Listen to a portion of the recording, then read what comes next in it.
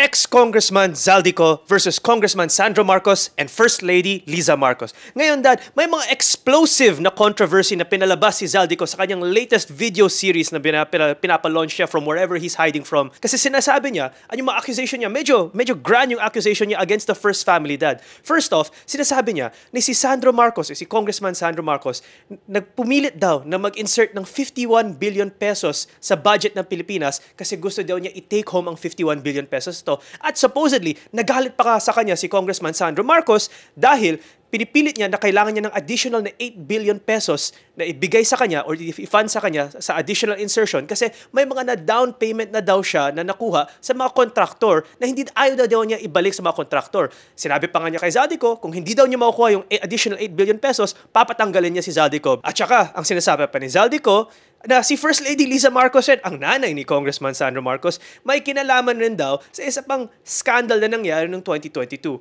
Kasi Dad, kung maalala mo, noong 2022, meron daw tayong parang onion at saka rice shortage kung saan ang presyo ng sibuyas at presyo ng bigas tumaas bigla. Supposedly, sinasabi ni Zaldico na si First Lady Liza Marcos Araneta, involved daw siya kung bakit tumaas ang presyo ng sibuyas at bigas. Kasi supposedly, ang kanyang kapatid or brother parang siya ay isang part ng isang cartel kung saan kinokontrol nila ang supply ng sibuyas at saka bigas na pupasok sa Pilipinas. Supposedly, may congressional investigation pa nga para investigate ang mga bakit biglang nakokontrol or kung bakit may problema sa supply ng sibuyas at saka bigas dito sa Pilipinas. Pero sabi ni si Congressman Zaldico na si First Lady Liza Marcos Araneta daw, siya mismo nagsabi sa kanila, no, i-stop ang lahat ng investigation at wag daw ituloy ang anong investigation kung bakit tumataas ang presyo ng sibuyas at saka bigas. These are all very explosive controversies. And a lot of people are definitely saying na video lang naman yan. Ang sabi naman ni Congressman Sandro Marcos na anyone can make a video. Wala naman yan testimony. Sinungaling yan si Congressman Zaldico, ex-Congressman Zaldico. At saka ang gusto lang daw ni ex-Congressman Zaldico i-destabilize ang government kasi sinisira niya ang first family at saka pangalan ni Sandro Marcos at saka ni First Lady Liza Marcos Araneta. Dad, how likely is it na ex-Congressman Zaldico, being a former deputy speaker, is actually telling the truth? Is there a grain of truth sa mga sinasabi niya? Or sa tingin mo ba, he's just lying to make the Marcos administration look bad? Siguro, isa-isain nating himayin yung mga issues kasi napakaraming issues to na pinag-uusapan ngayon, no, at tinatalakay ng iba't ibang mga pahayagan. No? Siguro unahin natin yung dahilan kung bakit ginagawa to ni former Congressman Zaldico, no? Kasi nga number one, talagang put in a corner siya, no? Kumbaga nasa corner siya ngayon, no? Dahil nga yung passport niya pinapakansela na at pagkatapos napakarami ng criminal case ang isinasampa laban sa kanya, no? So, yun ang isa sa mga kadahilanan dito, no? Kumbaga nasa corner na siya, parang pusa yan, no? Ang pusa kahit na pag na-corner, talagang kakalmot yan, no? So, ganun din yung mga nangyayari ngayon. So, yun ang una doon, no? Kaya nga naghahayag na siya no? Kung ano man yung nalalaman niya sa tingin niya o kung ano yung tingin niya makakatulong sa kanya. So, dalawa yan eh.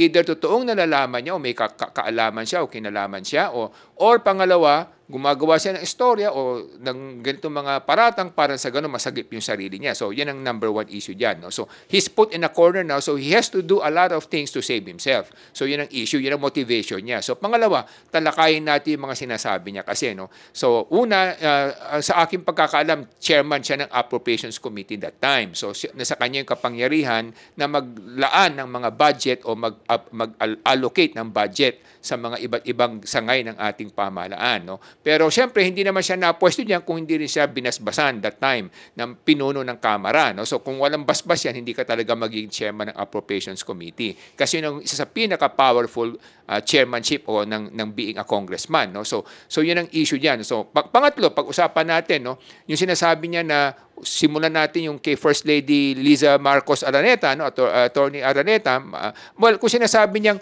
nakausap niya, hindi niya sinasabi yun. Sa aking pagkakaalam, sinasabi niya na binanggit lamang sa kanya ni former speaker na yun ang sinasabi niya na binanggit yung pangalan ni First Lady. So, hearsay yon. So, kung ganong hearsay, wala siya talagang direct participation, no? Na masasabing narinig niya mismo, sinabi sa kanya personally na wag kayong makialam diyan, no? So, hindi niya narinig yon personally. Sinabi lang sa kanya na sinabi daw sa kanya ni speaker na yun ang sinabi sa kanila. So, hindi mo pwedeng sabihin na may probative value. Sabihin ng probative value, meron yung sapat na timbang para bigyan ng sapat na kaukulang, kumbaga, judgment. No? So, hearsay yung sinasabi niya doon. No? So, pangalawa, binanggit niya yung kapatid ni First Lady. Again, hearsay yon, no? Kasi hindi naman siya nakausap o hindi naman siya kinausap. At saka sinasabi niya yung mga smuggling sa onions o sa rice o yung mga ganun, mga cartel, ang makakapagpatunay lamang diyan ay yung mga nasa ganyan negosyo o kalakala, no? Na sila ba kinausap, sila ba involved, o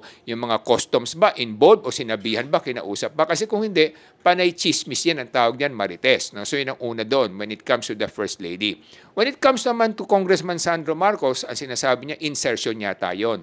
Hindi naman para sa budget niya, para sa kanya, pero para sa budget ng kanyang lugar, ng probinsya niya o ng kanyang distrito.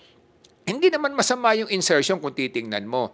Kasi sinasabi nga natin yung insertion, kaya na nagkaroon ng masamang kumbaga pananaw is because nagamit nga sa pangwawalang hiya at sa katiwalian. Kasi kadalasan naman, pagka nasa kapangyarihan yung mga nakaupo, ang mga congressman, talagang nilalakad nila na makakuha sila ng mga additional budget para mas marami silang mapagawang proyekto sa kanilang distrito, sa kanilang bayan o sa kanilang probinsya. Normal yun na ginagawa yun ng mga politiko natin. Ever since pa naman yan, ang ganyang kakaugalian na yan. Pero ang masama doon, kaya nagkaroon ng masamang pananaw kasi insertion na gamit sa katiwalian. Yung mga tinatawag nating flood control projects, na ghost projects, yun ang naging problema dito. So kung sinasabi niyang hiningan siya ni Sandro Marcos o diniktahan siya, nabigyan siya ng insertion, again, hindi ko narinig na sinabi sa kanya diretso. Ang aking pagkakarinig is parang sinabi rin sa kanya ng former speaker.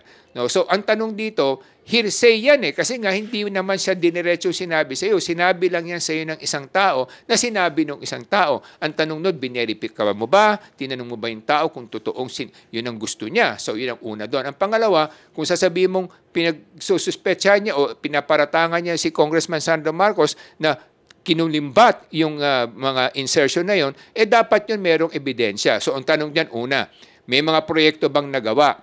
Pangalawa, sino ba yung mga kontratista?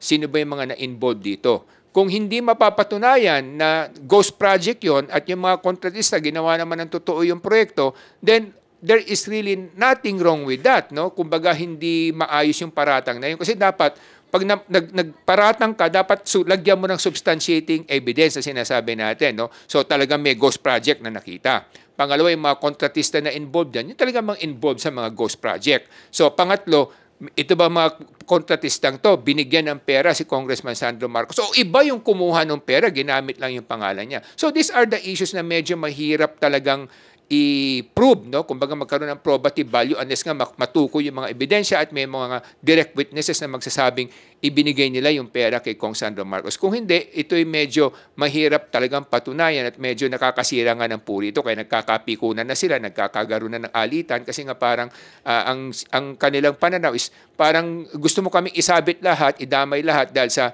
may mga katiwalian kang nagawa. No? So yun ang issue doon. Pero again, going back to Saldico, hindi rin naman niya magagawa yung mga katiwalian na yun kung wala rin siyang basbas ng mga may kapangyarihan.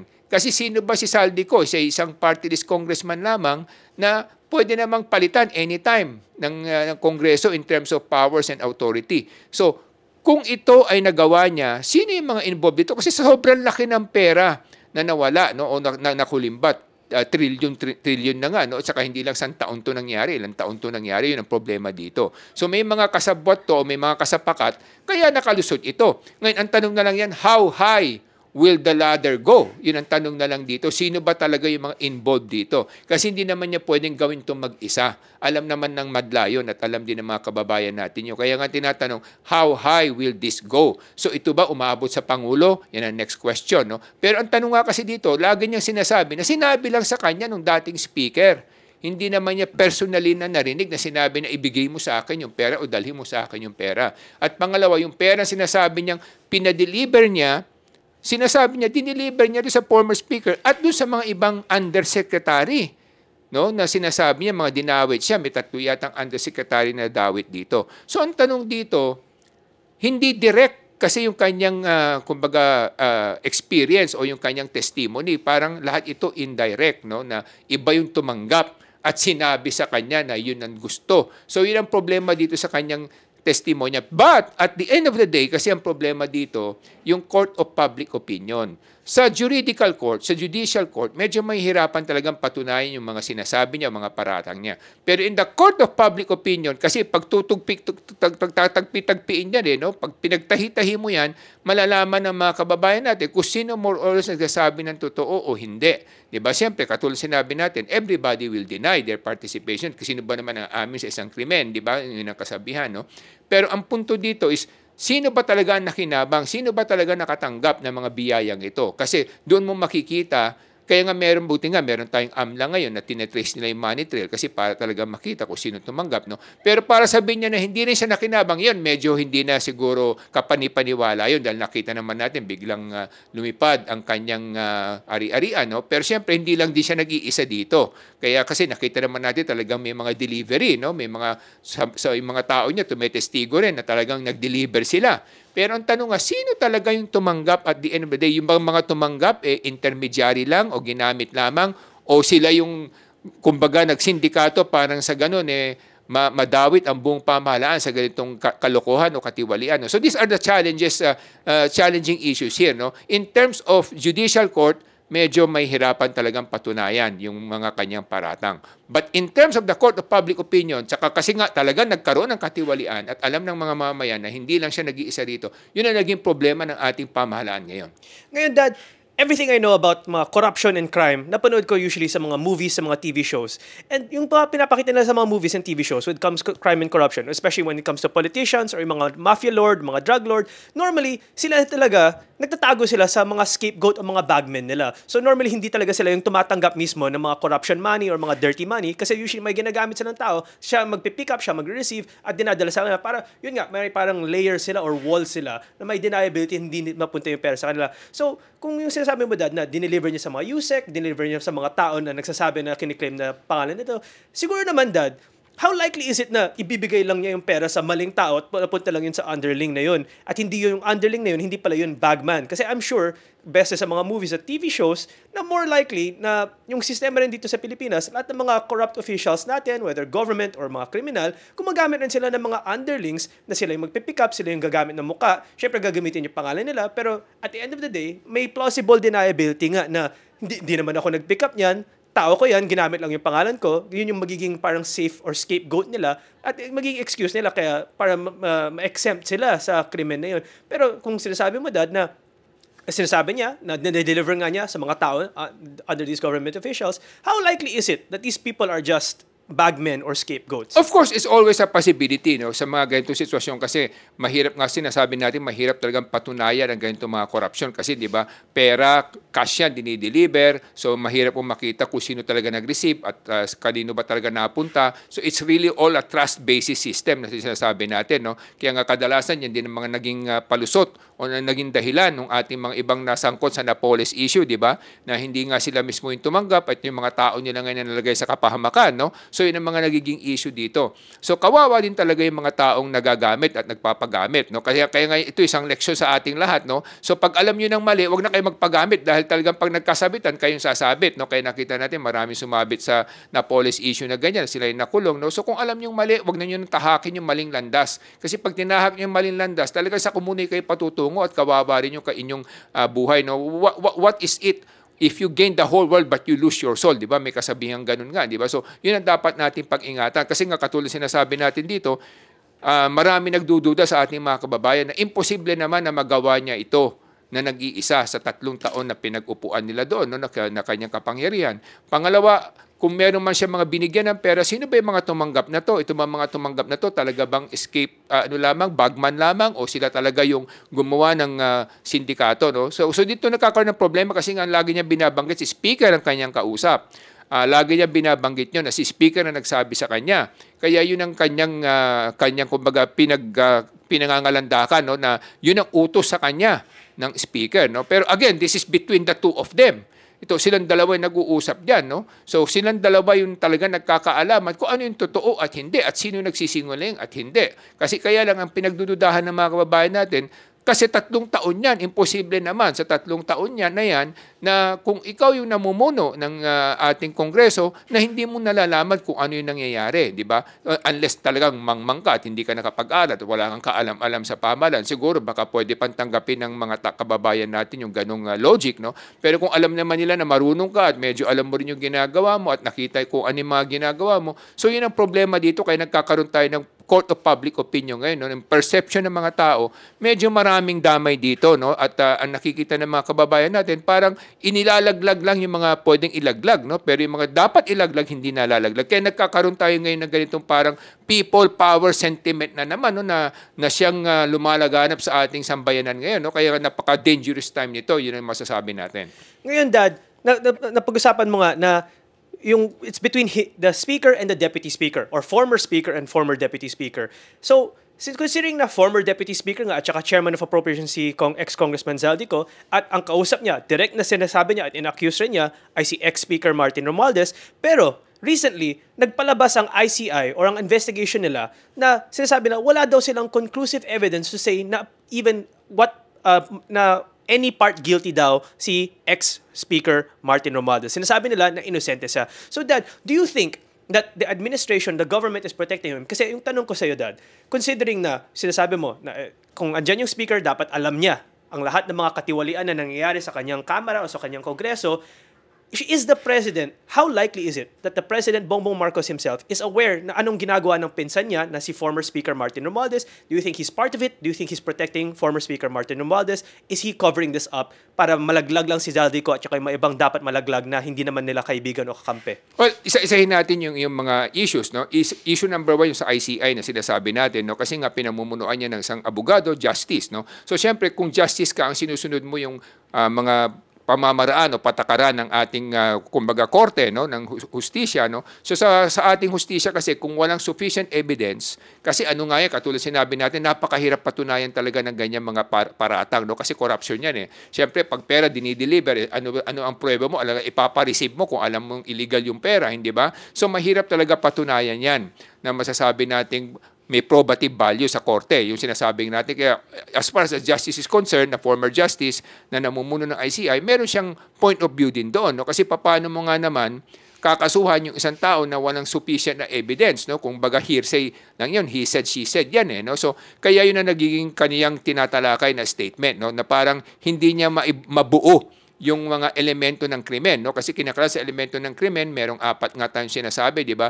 Merong direct witness, may direct evidence, may circumstantial evidence, at may motive. Maaaring ma-establish mo yung motive, saka yung sinasabi natin direct witness, which is who is Zaldico, pero yung dalawa, yung direct evidence, saka yung circumstantial, dito ngayon ng medyo mabigat na timbang kung paano mo patutunayan niya. Kaya nahihirapan sila na patunayan yun, no? Kasi nga, kung binigay yung pera ng cash, at diniliver sa bahay niya at sinong tumanggap, hindi naman pinirmahan, paano mo sasabihin na tinanggap niya yung pera? No? So yun ang issue diyan, number 1. Yung circumstantial lang is because dati siyang speaker at siya nagpaupo diyan, naging chairman, hindi ka naman maupong chairman kung walang basbas ng speaker kasi lahat sila tatanungin ka kung sino yung gusto mo. Di ba? Bilang namumuno, ikaw ang binibigyan nila ng respeto. So yun ang nagiging issue dito. Kaya nga sinasabi natin, na talagang napakahirap sa batas, sa hustisya, na patunayan na may involvement si speaker, no? Dating speaker. Kaya nga yun ang sinasabi rin ng ICI. So, yun ang unang issue doon.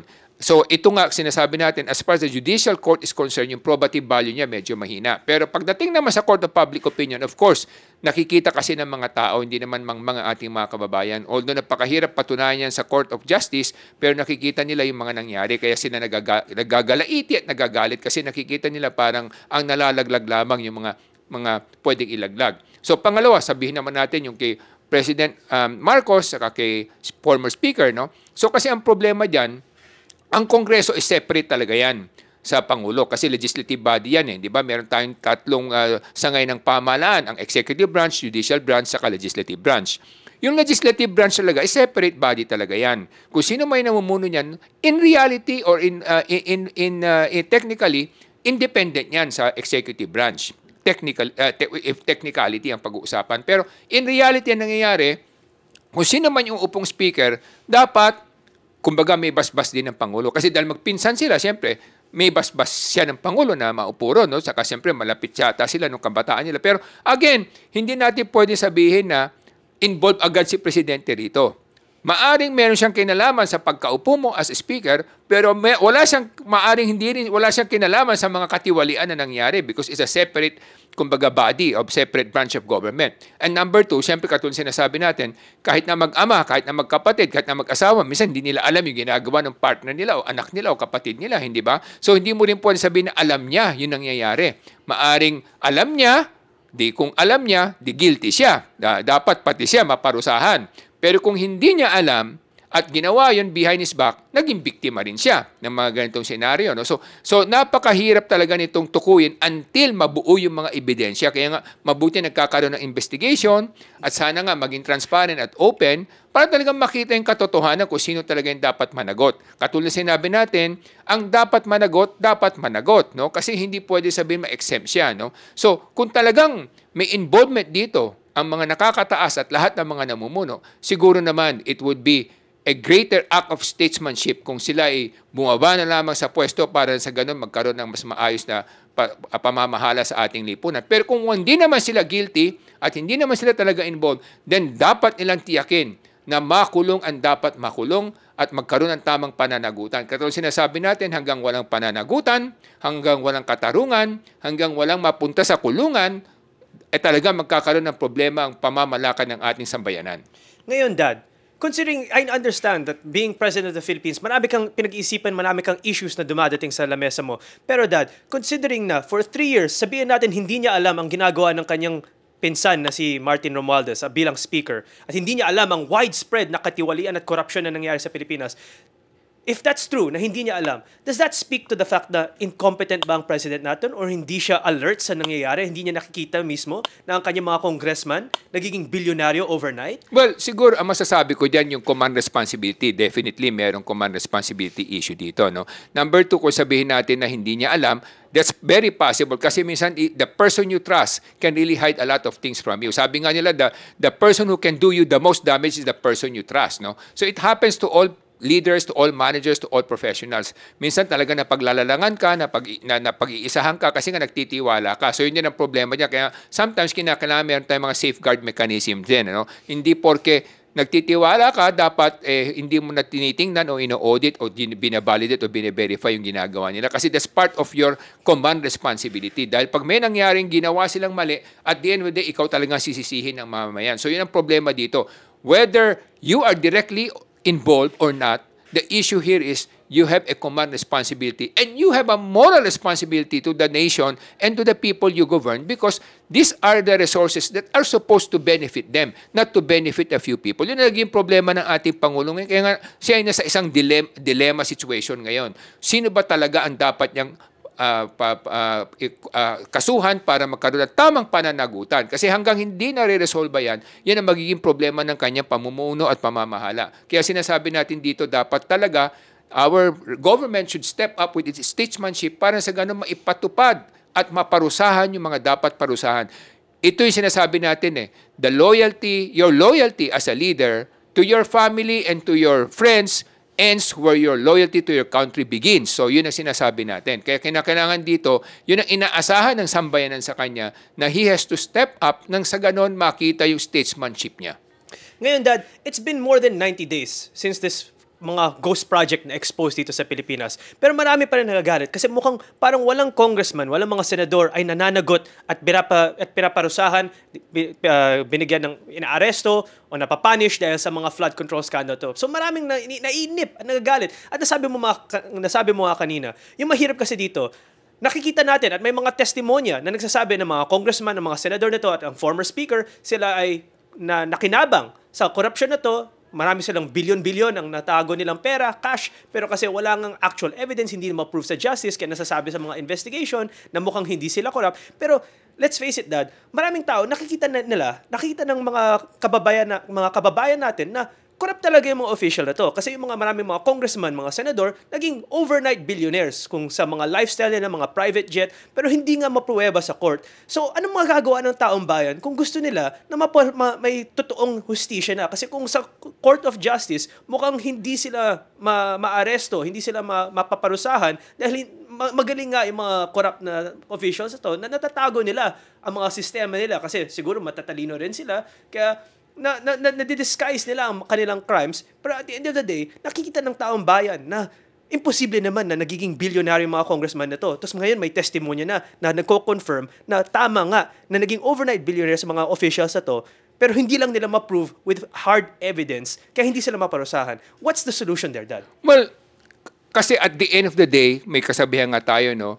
Ang patutunguhan ng ating bayan ay nasa kamay ng ating mga mamamayan.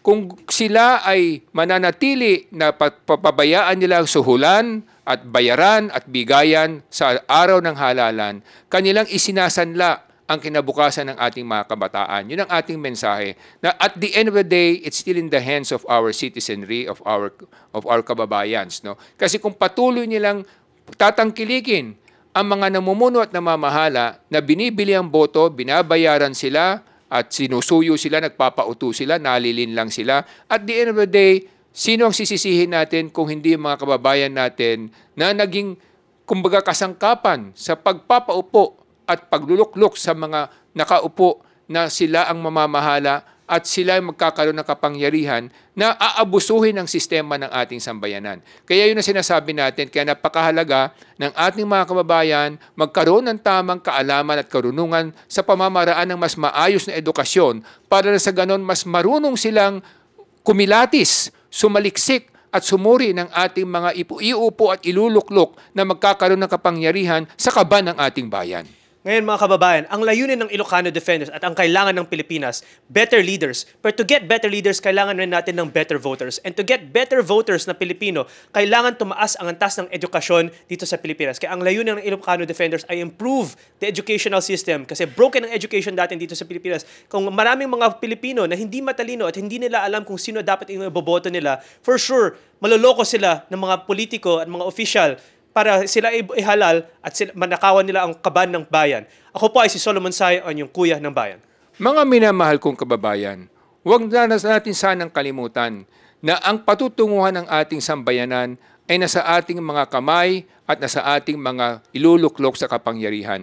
Pinaglalaban namin sa Ilocano Defenders na magkakaroon tayo at magkaroon tayo ng mga mamumuno at mamamahala na uunahin ang kapakanan ng ating sambayanan, ipaglalaban ang karapatan ng bawat mamamayan at pangangalagaan ng kinabukasan ng ating mga kabataan. Ako po si Michael Sai, yung dad ng bayan.